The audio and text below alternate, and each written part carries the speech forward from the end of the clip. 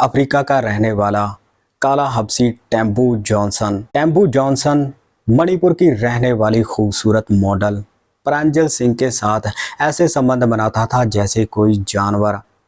प्रांजल सिंह जो दिखने में बेहद खूबसूरत थी, उसे इस बात का अंदाज़ा नहीं था कि जिस काले हबशी के साथ वो इश्क लड़ा रही है वो कोई इंसान नहीं बल्कि इंसान के रूप में एक राक्षस है। दरअसल जब भी टेम्पू प्रांजल के साथ संबंध बनाता था तो प्रांजल उसे बर्दाश्त नहीं कर पाती थी। जब भी टेम्पू प्रांजल के साथ संबंध बनाता था तो प्रांजल की बहुत तेज चीखें निकलती थी। दोस्तों, आज की ये सच्ची घटना बहुत ही ज़्यादा मार्मिक है। इसे सुनकर आपके भी रोंगटे खड़े हो जाएंगे। आदाब, नमस्कार, सत श्री अकाल। दोस्तों, बहुत बहुत स्वागत है आपका CHD क्राइम सफ़र के एक नए एपिसोड में। मैं उम्मीद करता हूँ आप सब ठीक ठाक होंगे। दोस्तों, ये चैनल अभी बहुत छोटा है, इसे आपके प्यार और सपोर्ट की बहुत ही ज़्यादा ज़रूरत है। इसीलिए वीडियो को देखने से पहले मैं आपसे ये रिक्वेस्ट करूँगा कि चैनल को सब्सक्राइब और वीडियो को लाइक कर दें। और आप कहाँ से इस वीडियो को देख रहे हैं, अपना नाम और अपने शहर का नाम भी आप कमेंट सेक्शन में लिखकर छोड़ सकते हैं। दोस्तों, आज की जो सच्ची घटना मैं आपको सुनाने जा रहा हूँ वो सच्ची घटना मणिपुर से है। मणिपुर का ही रहने वाला महक सिंह का इम्फाल में हैंडलूम का अच्छा खासा कारोबार था। महक सिंह के टोटल 5 बच्चे थे, जिनमें सबसे बड़ी बेटी का नाम था प्रांजल, और प्रांजल दिखने में बेहद खूबसूरत थी। दरअसल प्रांजल का बचपन से ही ये सपना था कि वो बड़ी होकर मिस इंडिया बनेगी। प्रांजल मॉडलिंग करना चाहती थी। प्रांजल के परिवार वाले भी प्रांजल को सपोर्ट करते थे। प्रांजल जब भी अपने परिवार वालों से कहती थी कि वो बड़ी होकर मॉडल बनेगी तो उसके परिवार वाले उसे कहते थे कि बेटा पहले अपनी पढ़ाई पूरी कर लो, उसके बाद तुम्हारा जो मन करे वो कर लेना। वक्त ऐसे ही आगे बढ़ रहा था। प्रांजल 12वीं की पढ़ाई कर रही थी। अब एक दिन प्रांजल की एक सहेली प्रांजल को बताती है कि अगर तुम मॉडल बनना चाहती हो तो दिल्ली सबसे बेस्ट जगह है। अब प्रांजल अपनी सहेली की ये बात सुनकर अपने पिता से कहती है कि अगर उसे मॉडल बनना है तो उसे दिल्ली जाना ही पड़ेगा। लेकिन प्रांजल के पिता महक सिंह उसे कहते हैं कि बेटा फिलहाल तुम अपनी 12वीं की पढ़ाई पूरी कर लो, इसके बाद दिल्ली चले जाना, वहीं पर रहकर आगे की पढ़ाई भी कर लेना और मॉडलिंग भी कर लेना। 11 अगस्त 2020 को प्रांजल अपनी 12वीं की पढ़ाई पूरी करके दिल्ली चली जाती है। दरअसल इनके कुछ रिश्तेदार दिल्ली के सरोजनी नगर में रहते थे। प्रांजल के पिता प्रांजल को अपने रिश्तेदारों के पास भेज देते हैं। प्रांजल ने भी ये सोच लिया था कि वो रिश्तेदारों के रहकर आगे की पढ़ाई भी करेगी और मॉडलिंग भी करेगी। इसीलिए प्रांजल अब आगे की पढ़ाई के लिए एक कॉलेज में अपनी एडमिशन करवा लेती है। अब प्रांजल के पास एक ही काम था, सुबह कॉलेज जाना और दोपहर को घर लौट आना। लेकिन प्रांजल अब धीरे धीरे दिल्ली के रंग में रंगने लगी थी। प्रांजल के बहुत से दोस्त बन चुके थे। प्रांजल की एक कॉलेज की दोस्त थी जिसका नाम था प्राची।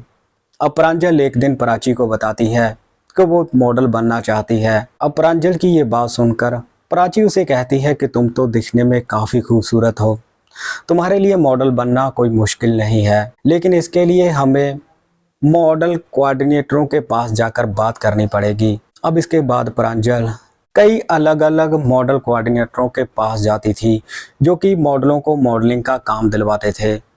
अब अलग अलग मॉडल कोऑर्डिनेटरों के पास जाकर प्रांजल उन्हें अपनी नई नई तस्वीरें देती थी। अब क्योंकि प्रांजल दिखने में काफ़ी खूबसूरत थी, इसीलिए उसे मॉडलिंग में थोड़ा बहुत काम मिलने लगा था।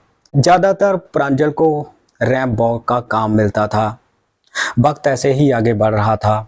मॉडलिंग के क्षेत्र में भी अब प्रांजल के बहुत दोस्त बन चुके थे। अब एक दिन एक मॉडल दोस्त प्रांजल से कहती है कि अगर तुम्हें बड़ा काम करना है, मॉडलिंग में अपना नाम बनाना है, तो इस तरह से काम नहीं चलेगा। हमें बड़ी बड़ी पार्टियों में जाना पड़ेगा, वहीं पर हमें बड़े बड़े मॉडल भी मिलेंगे और ऐसे लोग भी मिलेंगे जो हमें बड़ा काम दिलवाने में हमारी मदद करेंगे। अब अपनी मॉडल दोस्त की बात मानकर प्राची उसके साथ पार्टियों में जाने के लिए तैयार हो जाती है। अब उसी दिन शाम को प्रांजल अपनी दोस्त मॉडल के साथ सूरजपुर के एक फार्म हाउस पर पहुंचती है, जहां पर एक बहुत बड़ी पार्टी चल रही थी। पार्टी में बड़े बड़े लोग और मॉडल आए हुए थे। अब प्रांजल और उसकी दोस्त मॉडल जब पार्टी में पहुंच जाते हैं तो देखते हैं कि वहां पर बड़ी ही जोर जोर से म्यूजिक बजाया जा रहा था। लोग मस्ती में डांस कर रहे थे और झूम रहे थे।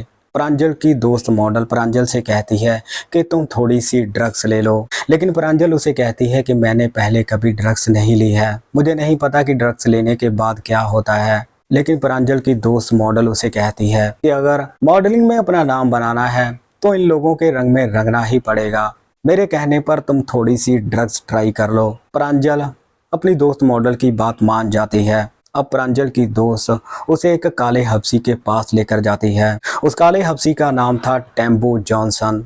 दरअसल इस पार्टी में ड्रग्स का इंतजाम इसी काले हब्सी ने किया था। अब प्रांजल की दोस्त के कहने पर टेम्बू ड्रग्स की थोड़ी सी डोज इन दोनों सहेलियों को दे देता है। ड्रग्स लेने के बाद प्रांजल मदहोश होकर झूमने लगती है। प्रांजल को बहुत अच्छा लगने लगा था। इसके बाद जब पार्टी खत्म होती है तब दोनों अपने घर पर लौट जाती हैं।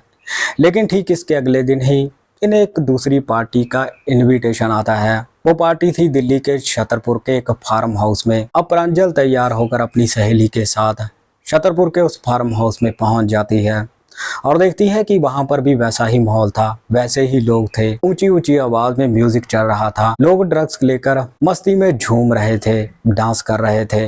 प्रांजल को भी ये सब अच्छा लगने लगा था। अब प्रांजल की वो मॉडल दोस्त फिर से उसे टेम्बू के पास लेकर जाती है। अब प्रांजल और टेम्बू के बीच में जान पहचान हो चुकी थी। अब टेम्बू फिर से प्रांजल को थोड़ी सी ड्रग्स देता है। ड्रग्स लेने के बाद फिर से प्रांजल मदहोश होकर डीजे पर नाचने लगती है। लेकिन इसके बाद प्रांजल और टेम्बू के बीच में दोस्ती का सिलसिला चल पड़ा था। अब ये दोनों अक्सर घूमने जाते और एक साथ ड्रग्स लेते। अब कहीं ना कहीं प्रांजल को ड्रग्स की लत लग चुकी थी। अब जब भी प्रांजल का मन करता था तब वो टेम्बू को फ़ोन करती। टेम्बू उसके पास पहुंच और उसे ड्रग्स की डोज देता। वक्त ऐसे ही आगे बढ़ रहा था। अब एक दिन इसके बारे में प्रांजल के माता पिता को पता चल जाता है। प्रांजल के माता पिता को कोई ये बता देता है कि आपकी बेटी ड्रग्स की लत की शिकार हो चुकी है। और जब प्रांजल के पिता प्रांजल को फ़ोन करते हैं तो प्रांजल साफ साफ इनकार कर देती है। वो कहती है कि उसने कोई भी गलत काम नहीं किया है। अब इसके बाद प्रांजल के पिता अपने दिल्ली वाले रिश्तेदारों को फ़ोन करते हैं और उन्हें कहते हैं कि प्रांजल को समझाओ, वो शायद गलत दिशा में जा रही है। लेकिन प्रांजल के रिश्तेदार जब उसे बार बार समझाने की कोशिश करते हैं तो प्रांजल अपने रिश्तेदारों से खफा होकर अपना बोरिया बिस्तरा वहां से उठाती है और टेम्बू के साथ दिल्ली के मुनेरका में शिफ्ट हो जाती है और वहीं पर टेम्बू के साथ किराए के एक कमरे में रहने लगती है। दरअसल प्रांजल को नशे की लत इतनी बुरी तरह से लग चुकी थी कि वो पूरा पूरा दिन ड्रग्स लेकर सोती रहती थी। अब एक दिन जब प्रांजल को किसी बात की टेंशन होती है तभी टेम्बू घर पर पहुंचता है। प्रांजल टेम्बू से ड्रग्स की डिमांड करती है। टेम्बू थोड़ी सी ड्रग्स प्रांजल को दे देता है। ड्रग्स लेने के बाद प्रांजल मदहोश हो जाती है और टेम्बू को किस करने लगती है। टेम्बू समझ चुका था कि अब प्रांजल को क्या चाहिए। टेम्बू पूरे जोश में आकर पहले खुद ड्रग्स लेता है। इसके बाद टेम्बू अपने और प्रांजल के सारे कपड़े निकाल देता है। टेम्बू प्रांजल को अपनी गोद में उठाकर बेड पर पटक देता है और बड़े ही वहशियाना तरीके के साथ प्रांजल के साथ शारीरिक संबंध बनाता है। हालांकि प्रांजल टेम्बू को बर्दाश्त नहीं कर पा रही थी, लेकिन ड्रग्स लेने की वजह से उसे दर्द का एहसास भी नहीं हो रहा था। लोग बताते हैं कि जब टेम्बू प्रांजल के साथ संबंध बनाता था तो उसके चीखने पुकारने की आवाज़ें आस पड़ोस के लोगों के कानों में भी सुनाई पड़ती थी। अब उस दिन प्रांजल को जो सुख टेम्बू ने दिया था, इससे पहले प्रांजल को ऐसा सुख कभी नहीं मिला था। अब इन दोनों के बीच में ये खेल रोज का ही बन चुका था।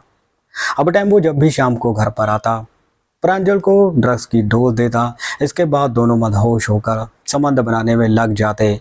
अब प्रांजल का मॉडल बनने का सपना भी चूर चूर होता जा रहा था। प्रांजल को अपनी होश ही नहीं थी। अब टेम्बू पूरा पूरा दिन ड्रग्स लेकर प्रांजल के साथ संबंध बनाता रहता था। इतना ही नहीं, अब टेम्बू ने अपने घर पर पार्टियों का दौर शुरू कर दिया था। हर रोज टेम्बू के नाइजीरियन दोस्त आते। प्रांजल और टेम्बू के दोस्तों के साथ मिलकर ड्रग्स करते, डांस करते और उसके बाद सो जाते।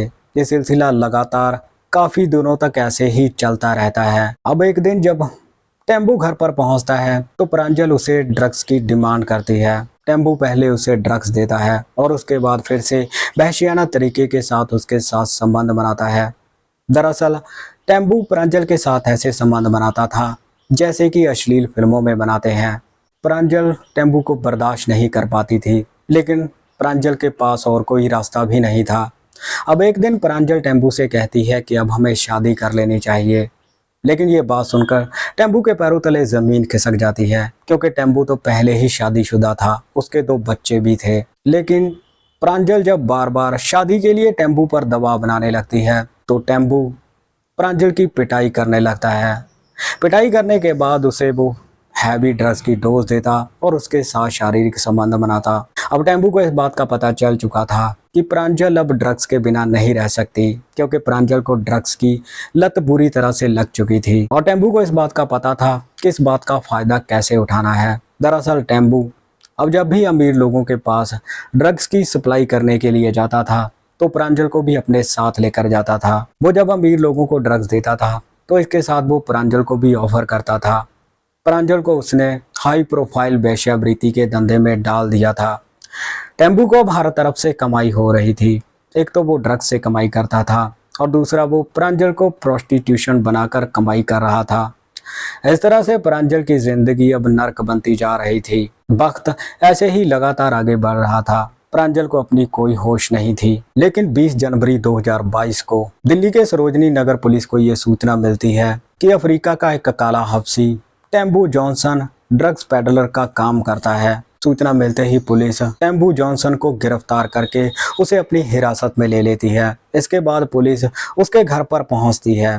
पुलिस को टेम्पू के घर से ड्रग्स के अलावा प्रांजल भी मिलती है। पुलिस देखती है कि प्रांजल की हालत नशे की वजह से बहुत खराब हो चुकी थी। पुलिस अब टेम्पू को गिरफ्तार करके उसके ऊपर मुकदमा चलाकर उसे जेल में भेज देती है और प्रांजल का इलाज करवाने के लिए उसे नशा मुक्ति केंद्र में भर्ती करवाया जाता है। 2024 चल रहा है। प्रांजल अभी भी नशा मुक्ति केंद्र में खौफनाक यादों के साथ नशे की लत को छोड़ने की कोशिश कर रही है। सो दोस्तों, ये थी आज की सच्ची घटना। इस घटना के बारे में आपकी क्या राय है? आप अपनी राय कमेंट सेक्शन में ज़रूर रखिएगा। इस घटनाक्रम को सुनाने का मकसद किसी को परेशान करना या दुखी करना नहीं था। तो मिलते हैं किसी और सच्ची घटना में। तब तक आप अपना ख्याल रखिए, सतर्क रहिए। जय हिंद।